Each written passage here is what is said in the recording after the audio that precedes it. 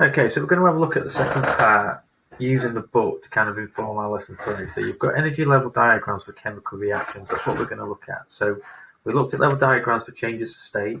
Now we're going to use them for to show chemical reactions, and in particular we're going to look at combustion reactions.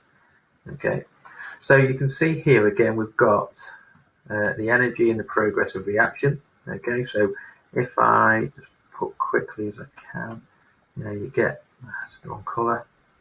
The black on there over the top. Okay, and then you've got progress of reaction taking place. So the first step we're going to look at. Okay, so we've got.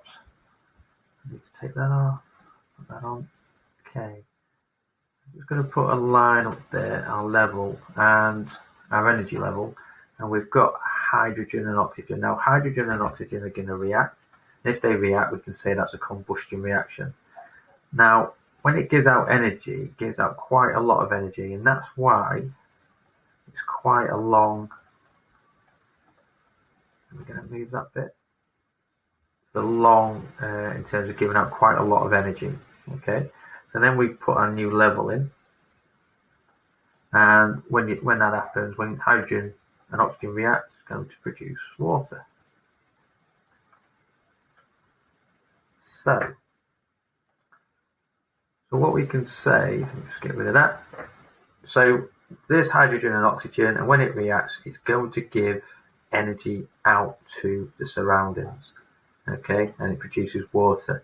Now we can also measure this. So we've got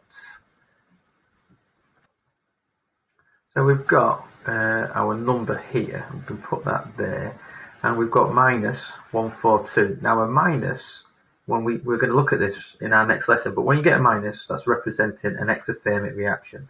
The MJ is megajoules, and that's saying megajoules per kilogram. Okay, so minus 142. We'll talk about that in a second. So we're going to look at this reaction here. And let's first of all put my level on. I've then got the energy being given out to the surroundings, and you can see it's smaller when you're reacting. So that's diesel and oxygen there. So the reaction's smaller, or the energy being given out, to the surroundings is smaller. Put our next level in, like so, and then the product of a fuel and oxygen, when it's the hydrocarbon, you're going to produce carbon dioxide and water. Now we've also got another unit here, and it's minus 45 megajoules per kilogram. So yes, just to repeat that, minus 45 megajoules per kilogram. So you can see that the reaction of hydrogen and oxygen, you do produce more energy compared to the diesel and the oxygen. Now both of these, as mentioned, are exothermic, and they are both combustion reactions.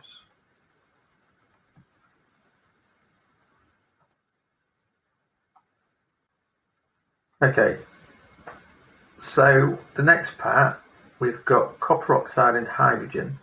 Sorry, we're going to look at an endothermic reaction. So this is going to obviously be going in the opposite direction. Okay, so if we get copper oxide plus hydrogen, so copper oxide is going to react with the hydrogen, and it will produce copper and water. Okay, but the important thing is to understand that the energy has increased. Okay, so it's taken from the energy from the surroundings, and because it's done that, the energy has increased, and you can see that from the energy level diagram, and therefore we can call it our endothermic reaction.